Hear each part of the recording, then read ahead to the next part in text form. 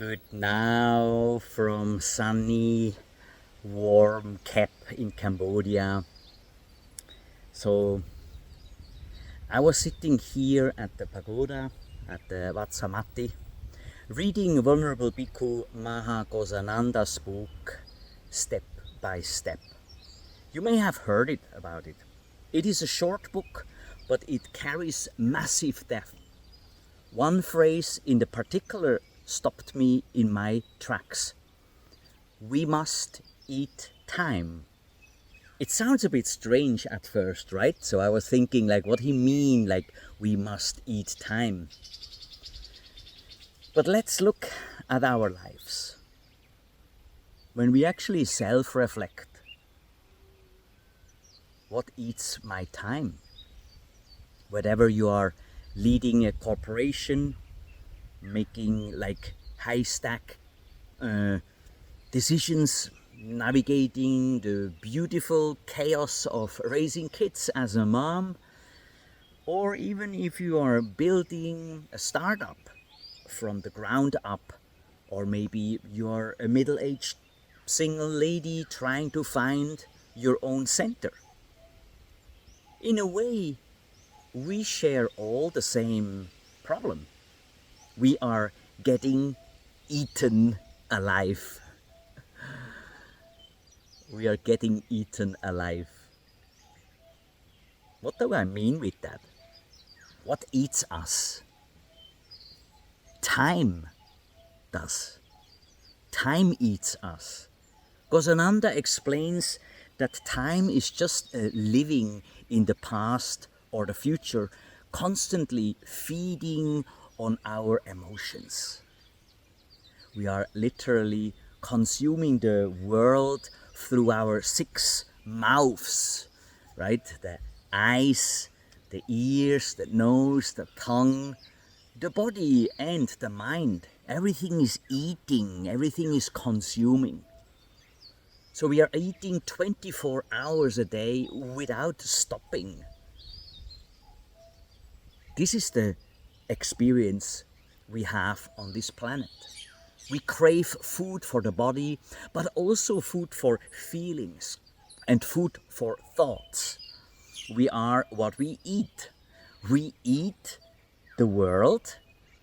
We eat, we consume, we see, we hear, we taste, we touch. And the world eats us back because it takes our time away. It distracts us.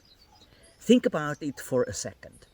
How often are you truly here, present, now? The Buddha spoke about the endless cycle of suffering, and it somehow starts to make sense. A little fly eats a flower. A frog eats the fly, and then a snake comes and eats the frog, and then after that the dog is coming, eat the snake, and so on. It's going on and on and on and on. So in our modern lives, the cycle is just a relentlessness. We see an email, we react. We hear a comment, we're stressed. Somebody tells us about something about us, we are concerned. We let our feelings run the show, and not we are mastering our feelings. But Ghosananda, in his book, points out a profound truth as well. In traditional Cambodian stories, there is often a giant with many mouths who eats everything. And that giant is time. If you eat time, you find peace. Think about it. If you eat time, you find peace. If you give the time to others, if you give the time to destruction, if you give the time to bad food you eat, if you give the time to gossip you hear, if you give the time to things you should not see, you look at it, that is where time is eating you. So how do you eat time? By living completely in the present moment. That's not always possible, but we can try. When we live purely in this moment, time loses its teeth. It cannot eat us anymore because we are present. We are taking the time, right? That's what we say. I take the time. But sometimes we say, I'm too busy, I don't have time. You have time. But the priorities are eating your time. The wrong priorities may be even eating your time. So the secret is realizing that there isn't actually an I that is suffering. There are just causes and conditions. Sounds meet the ear and the hearing happens. Form meets the eyes and the seeing happens. When we attach labels, I or me, I'm angry or I am sad, to these sensations, the pain starts. I am stressed, I am failing, I am overwhelmed. But the truth is much lighter. Feeling is just a feeling. You do not have to own it.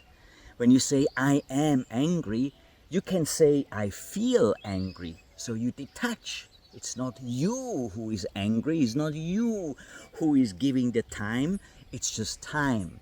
It's just anger. It's just sadness. So how do we practically eat time when life is pulling us in a million different directions? First of all, stop feeding the thoughts. Thinking creates feeling, and feeling creates thinking. It is a closed loop. When you catch yourself spinning again, I'm tired, pause. Return to the breath. You can do that every day. Take 1 moment, take 2 minutes. If you are in the washroom, if you are in the car, if you are waiting to cross the road, pause. Take a moment to breathe and to reset your thoughts. So not that your thoughts are eating your time, but you are mastering what you are thinking. And so like that, your time is your own ownership. Ghosananda reminds us that by sitting straight and following our breath, we stop being pushed around by our feelings. So the feelings do not control you, but you are mastering your own feelings. We break the circle. So observe without owning. The next time a wave stress hits, so suddenly like, oh my God, I should do this and I should do that, oh, this one as well, and oh, I have not seen that one person, and so, oh my God. Try to see it as just a physical sensation passing through. It is not you. Stop, pause, breathe. It's only the Dharma playing out. And here is a final tip. The next time you feel overwhelmed by your to-do list or by your thoughts, take exactly 3 deep breaths. In and out. Pause. In and out. Pause.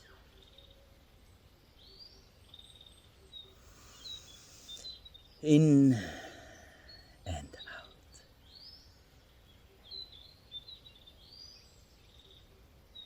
This is the time you eat. Don't think about the next task immediately during these 3 breaths. Just eat that specific moment.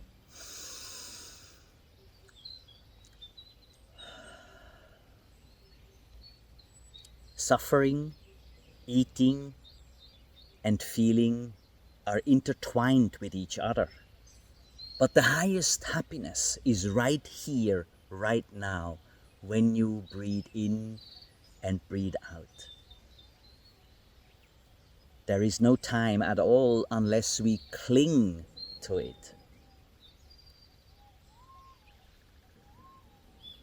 I urge you all, please eat time. As always, stay inspired.